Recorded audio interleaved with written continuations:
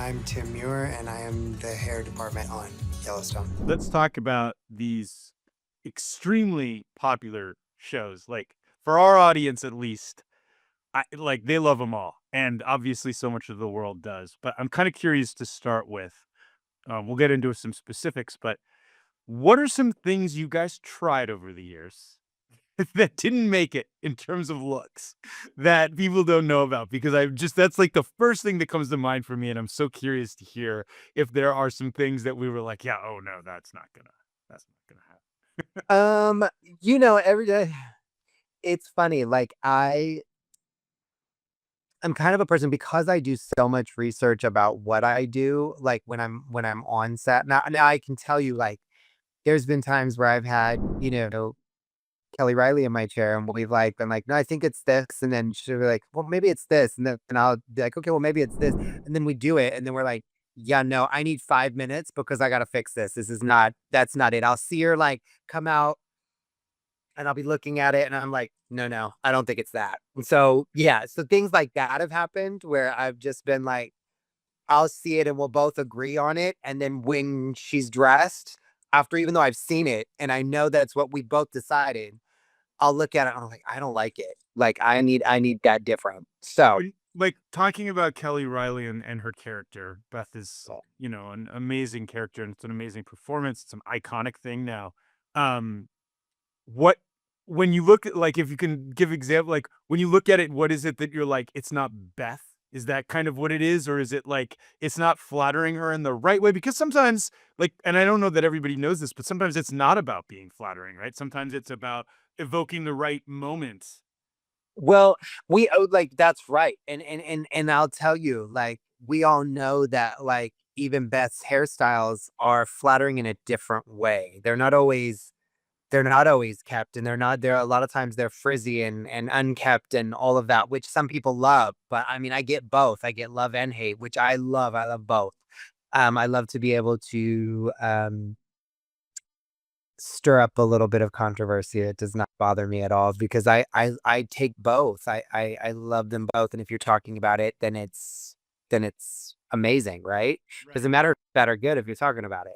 Yeah. Um, so yeah, I mean, for me, when something's not right, it's not that it's not the right, um, like it looks bad or anything like that. It's that when I do it, once I get everything, because I work really closely with hair and or with makeup and costumes, and Right. sometimes there'll be something where we like there's a collar, right? That in the picture it didn't read or we added it later on. And so then when we decided on a hairstyle, will think that's great, and then I get up there and there's too much going on, Mhm. right? And I never wanna take the audience out of what's happening. So to me, it's making sure that it complements enough that people aren't like, "Oh, well, why is her hair like that?" Or, "Why did we Right. do that?" Take them out Why of did the story. you know what I mean? Yeah. Or, "Why is her outfit so close to this? Why is she so closed up?" That's what it is. It's Totally. more so that when I look at something, I look at everything as an overall look. So I'm not I and most of the time, I've been with her for so long that, like, I know her. I know her very well. I know how she's gonna react. I know how she's gonna look in certain things, high neck, low neck, V-neck. So I know now. But in the beginning, there were always things that I would do and just be like, yeah, I don't like that. So, or, we'll get it up and then she'll be like, it's probably not up. It's probably down, right? And I'm like, yeah, I think for today it's down. Or I'm like, no, I kind of love it up. So yeah, it's that. It's not because it looks bad. We kind of have several hairstyles that we play with, and those hairstyles work for Beth's character. Can you tell me a little bit about, I want to go back now to the earlier part of things, like your relationship with Taylor Sheridan, how it started, how it's evolved. You're one of the people who's been on so much of this journey and knows him really well. And you guys have, Yeah. you've been part of crafting this look at this level, like for all these characters that people love. So I kind of want to go back to the beginning of your dynamic and what you can kind of tell us about forging that bond. So it's kind of crazy because I met Taylor through his wife. a lot of years ago. I've worked with his wife and been friends with his wife for 30 plus years. And so you know, when I met him, it was kind of like by fluke. She had met him. She was like, "Oh, you got to meet this guy. He's great," and then ended up meeting him through her, and and then I started cutting his hair. And he was on Sons of Anarchy at the time. Right. Started But he cutting was more into acting. more into acting. Yes. So, yeah, I started cutting his hair at the time. And so in that, um, we built, a relationship. I did his son's first haircut, and I, did their wedding, and, things like that. But it became like a kind of, a friendship as well, which I think is great. But then I owned a salon at the time, and I had been in red carpets and fashion editorial. That's kind of how I started my career. Um, and so I had no interest in film and television. I loved doing red carpets. I loved doing beauty looks. I loved coloring, cutting, all of that. So I didn't really have that I wanted to do. Yeah. And so I went through kind of a rough time in my life, and I just kind of said I don't want to do any of that anymore. So I focused on just my salon for a long time. Um, and I was getting ready to open a second one, and I got a call from Taylor, and he said, I got this movie I'm doing. And his wife, said you should give Tim a call. And so he did, and I said no, because I had no idea what it took to do a film. And when you care about people, you never want to, that would be horrible to go on something you don't know and make a mockery of it or make it horrible, right? So you just didn't want to blow it for him, basically. I just didn't want to blow it for him and all of that. This So was Hell or High Water, or was it? no, this was actually Wind River. Oh, okay. Yeah. So and then he asked me again, and I was like, I'm so on the fence. And like I said, I was getting ready to open a second salon, and he was like, listen, it's filming in Utah. It's because I was in Utah at the time. He's like, it's filming in Utah. Would you can still go back to your salon back and forth. And, that kind of did. And then my wife said to me one day, and also I was a little nervous because at that point I had kind of cut the scene off, Hollywood, all of that off for a little while for myself. Yeah. And so my wife said to me, she's like, you've never really turned down anything or a challenge. So, why don't just try it? Right. So he called me back, and I called him and said, okay, I'll do it. Well, then the production company at the time was like, well, he's never done it. So we can't hire him. Right. So they actually department head and made me key, which I thought was great because then I could learn how to be in the business, right? And be in film. Of course, I would always lean on people that I know in the business because I've known a lot of people in the business. Been around it. Yeah. Yeah. Well, about a week and a half in, the department head was no longer able to do the show. So they were like, we need you to step up. And I was like, oh my God, I have no idea what I'm doing. So I called friends of mine, and in 48 hours learned how to run a department and all of the things, and became the department head of that. And then Taylor liked what he did, and so he brought me along with him for all of it. The rest is history, really, right? The rest is history. That's kind of in a nutshell what kind of took place. But So the things you guys do, you've been all over the map in time, everywhere, style, everywhere, people, types of like it's and all over the world. all over the world. Like, And so it's like everywhere. and so it started humbly enough, right? With just like, I don't know how to do this, I'll learn in 48 hours. But it became like these major shows in every era. So like Yeah. talk to me about, for example, Landman, massively popular, and 1923 or 1883, where you're doing women's hair that's like, I mean, like talk to me about you and Taylor talking through the like, how close are we going to go to a period, or how are we going to capture? And we're talking about people like Ali Larter and Demi Moore, right? Like, so there's so much there in terms of the challenges and how do you guys work together, and what are these, what is this like? Well, over the last several years, I mean, I've been with him for a long time, so he kind of trusts. He's really great. Taylor's an incredible writer, and the way he describes his characters in the show give me a really great idea of who they are, which is how I base my looks anyway. Is who that person is, what they do, and then afterwards, or how they live their life, and then from that, like, and that has to do with their age and has to do with their living and where they live and where it takes place, and then from that, I get when the cast comes in and you find out who they are, I go off of skin tone and face shape and um, what's going to look best for them as far as making it visually beautiful without taking you out of Mm-hmm. what the storyline is. Does that make sense? Yeah.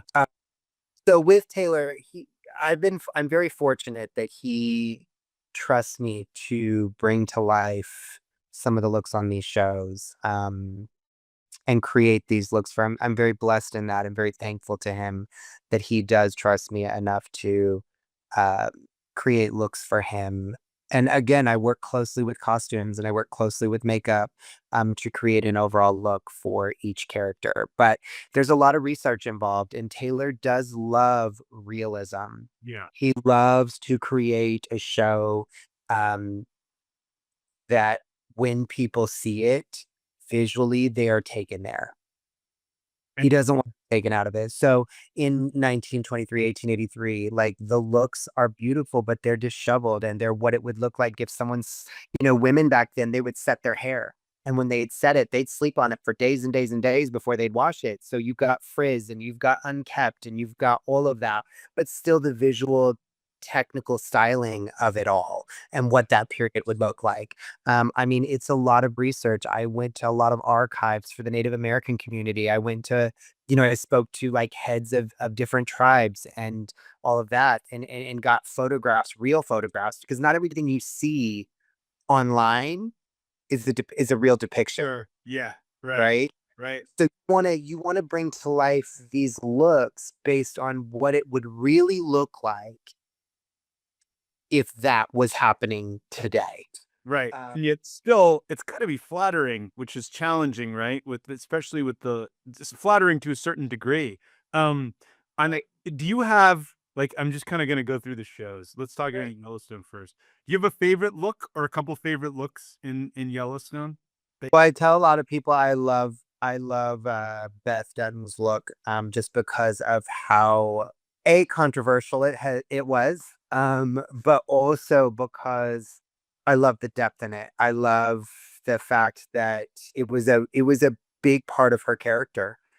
Everything she did was calculated in it. So I think the hair really did play a part in that. It had a character of itself, which I thought was great. I also loved I loved that, like, Cole Hauser, nobody even recognized him when he came to be Rip because that's not who you see every day. He's a redhead naturally. So bringing him dark, you know, his from makeup to wardrobe, the tan skin and the dark facial hair and everything, that mysterious kind of look, people were like, "Oh my God," like it changed his look completely. Um, Did you and he and Taylor decide that? What was the decision making process on determining Rip's look? yeah. We talked about it for sure. Like all of us, everything I do is collaborative, whether it is, you know, I collaborate with not only, Taylor in the beginning of when everything starts, but I also collaborate with the actor that sits in my chair. I want them to have a say in it as well so that we can, because when somebody goes on set, they want to feel that character. Sure. So if they don't have a say in it, what are we doing? Like Yeah. they can't feel that character. They can't be in that character. So I think it's a huge part of creating a character that you do it together. Did Um, Were there alternate looks for Rip, or was this always it? no. So like we definitely here's the thing. When we were doing Cole's look, because Kelly was naturally a dark redhead and we were bringing her to like a strawberry blonde, it just felt very sibling-esque Ah, to be the same. I mean, their hair color would have been so similar. And I think the roughness of Rip needed that dark kind of look. So we, for sure we went together on that. We were like, it was dark. That's what it was. It was to keep him dark and mysterious and that rough, hardcore kind of look. And it contrasts to her. Makes perfect. It did. It was a huge contrast to her, which I think made great. With her and the decision, and you mentioned controversy and stuff and attention to it, which is good. How did you all respond, or were you all kind of like, great, we love it, like this is part of the character now and this is part of the vibe? Or was she not thrilled, or was there like, how did you guys all discuss it and stuff as that went? Kelly's kind of the same too, though. She's really kind of she does take the good with the bad, and so am I. Like I believe, like how I said, if it's good or bad, you're still talking about it. So I love people's opinions. Everybody's got one and everybody's different, right? Yeah. So I take the good with the bad. And sometimes I may listen to that and say, oh, okay, I see your point. Yeah. Sometimes I'm just like, I love that you feel that way. That's a little Very passionate. good for you. I love that. And I'm not going to please everybody. You can't please everybody that sits in your chair, right? So, but that's not my job is to to build a character based on what Taylor created. And that's what it is. And it's to make you that hairstyle has to feel like when she's an alcoholic and falling all over the place, that she is an alcoholic and falling all over the place. And she didn't brush her hair that morning and she was on a bender or whatever that is. Or when she goes in for the kill and she's going to get you when she's in those suits, that that she came to do that. Yeah. So that's what my job's to do. I want to talk about how you jumped to. I definitely want to talk about Landman because it's contemporary and the hair, and it allows you to do more in terms of, I guess I don't know the terminology, but it just feels like you can go further in terms of modern looks or beauty looks, really, for these women. I'd like you to hear you talk about Demi Moore and Ali Larter's looks and a couple of your favorites there. So for Ali, I love Ali's character. So she is a typical, like, Texas, bigger the better hair, loves diamonds, loves she's that typical, like, loves the nicer things of Texas kind of girl. You know what I mean? And so she's dressed to the nines, hair is always done, makeup's always done, nails are always done, tan is always done. She's that girl. And I love creating for that because it's also a beauty look, which I love beauty looks. Probably fun for all of you to do that one. It is. Yeah. It is. But it's nice too when we take her down a little bit to still kind of make her a little disheveled and all of that. But her main thing is I love beauty and I want to be beautiful all the time. So that's what it is. For Demi, as you know, Demi has hair all the way to her past her waist. Like that's her real hair. Yeah. So that wasn't right for her character. So again, I have an incredible wig maker, Robert Pickens, that does my wigs for most of my shows, and I love him. He's so great. And so he did built my wigs for Demi, and we came up with her look, and that is kind of what a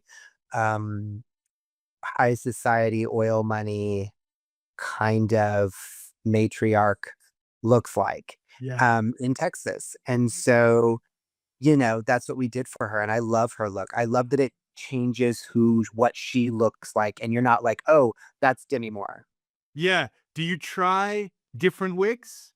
Or what's the testing process? We definitely did. When we first came up with her character in first season, we did the same color. We wanted her to be darker because that's what we did. We put there's a few natural dimensional colors in her hair, but we wanted to go dark like what she has because I think it worked well with her skin tone, and I loved that kind of look for her. And also I think makes a statement. So we kept her dark, but we did play with the lengths a little bit. We played with shorter, we played with longer, what that looks like, but longer just felt still Demi. So I was like, I want it to be new. So we went here. A little more. Way back, Demi was known for the short hair. She was way back, but now she's known for having super long hair. And when you see Demi, for several years, she's had very, very long hair. Yeah. So when you see it, you're like, oh, that's Demi Moore. You're not seeing Cammy. So I felt like both of us, even her, she felt the same way. She's like, we don't want to be Demi. We want to be Cammy. So Has Taylor ever looked at something you and maybe talent liked and been like, I don't know, or like, let's change that? Has there ever been an incident where he was like, I think it should be like this, or he had like strong opinions that changed course? sure. I mean, I think that there's been times where, and it's not so much that he is like I said, he does trust me to create looks for people. But there's been times where he's, maybe seen it something in his head a little differently. And he's really good about being like, nah, I see it this way.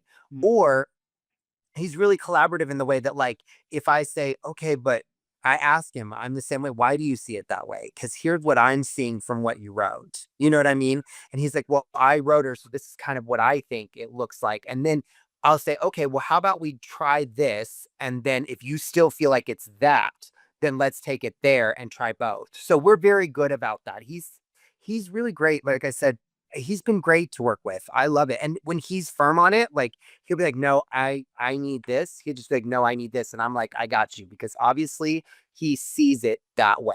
Yeah. It's got to be that. With some of the male characters, like you've had, like if we go back, we've had like Sam Elliott, Harrison, Yep. some real icons. Obviously, these shows are Yep. icons. What's it like working with those guys and having them in the chair and their long history of being in chairs and doing this stuff, and then kind of like finding the look for these guys and what Taylor's fit, because you cut Taylor's hair too, you know? I do. Harrison's wonderful. I love working with Harrison. He's just unapologetically him, and I love that. And he's he he kind of trusts the people to do Yeah, what. the guy who's like, oh no, my hair's got to be like this or something. Yeah, no, I mean, he has ideas for sure. Like we definitely talk about them, but he is, if you see it, he does like think about it. And he's like, "Oh yeah, no, I get it." So he's great, and he's really good about allowing people to, he'll say what he thinks and has his opinions, which I think everybody does. But he's really great about seeing it your way and allowing you to have your voice as well, which I love about that. Um Brandon Sklenar, he's great too. Like I'm in creating his look for Spencer was a collaborative on both myself and Taylor and him. Um, and what that would look like as it grew and as it prolonged. That was great. It was a great experience with him.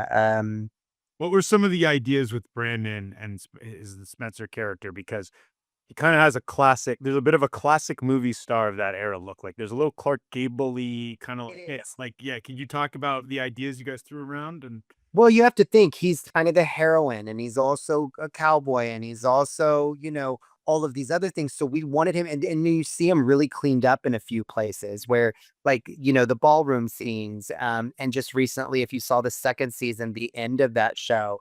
Um, but we wanted to give him, at least for me, I wanted to give him, our kind of things that we looked at were a little bit of a Clint Eastwood old cowboy, like a little shaggier, a little messier, kind of look.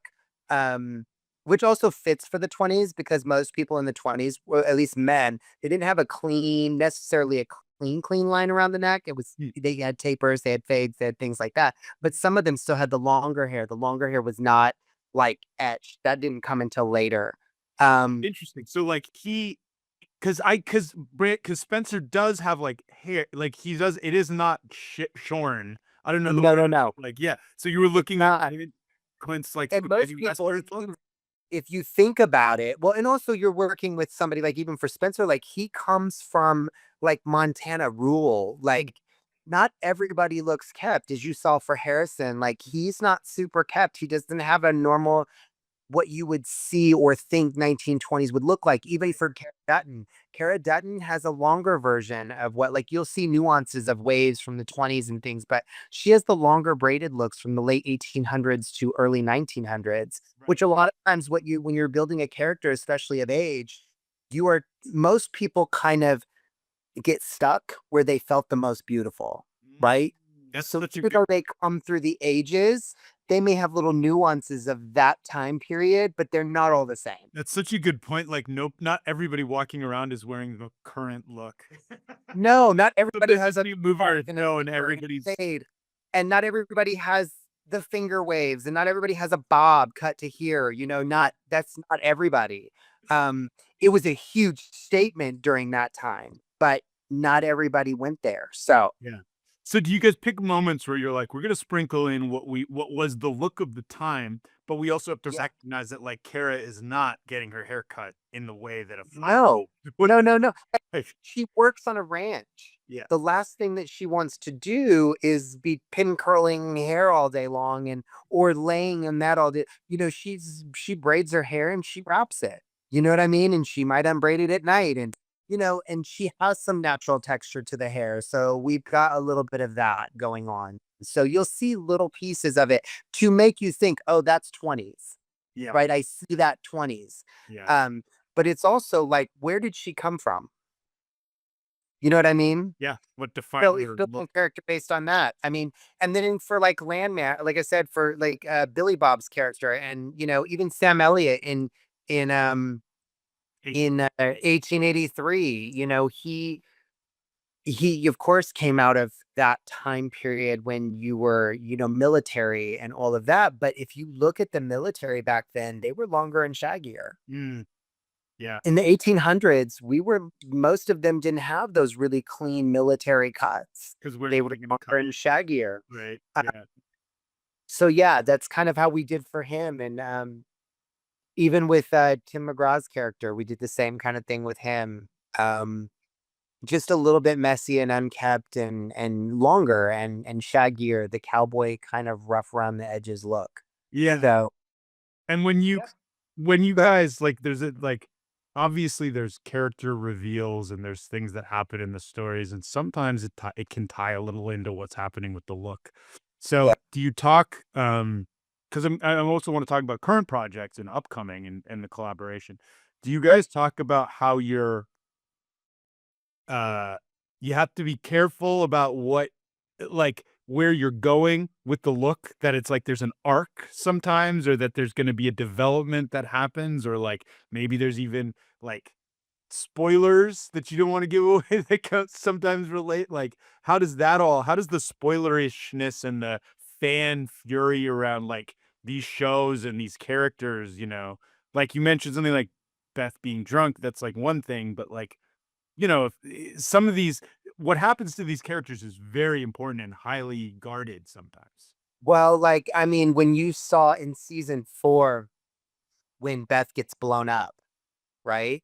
Mhm. Like that was so under wraps. We walked around with tents, her in a tent. So you couldn't see that she was actually on the show again, or we don't know what happened. So I mean, literally we had 5 guys on either side of the tent and we were walking to like put her in holding. So nobody knew she was still in the show. Mm. Um, or like when Kelsey cut her hair off in season 5A and she literally like she loses the baby and she chops her hair off. Like I had already cut her hair off so that you wouldn't. So I had to add hair and everything to her to make it look like that didn't happen and where we were going with the story. And we had to do it before because we shoot out of order. Sure. So nothing that we shoot is in order. We'll shoot episode 1, but then go to episode 9 or episode 8 and then go back to episode 3. So there's a lot of that. So I'm always on my toes with that. I'm always on what's the progression? How are we going to make it look like that if we have a progression, and how do we take you back to where we were in episode 1, depending on time frame and where we're going. So as these shows have blown up, of course, there's more and more pressure to be like careful with what we find out.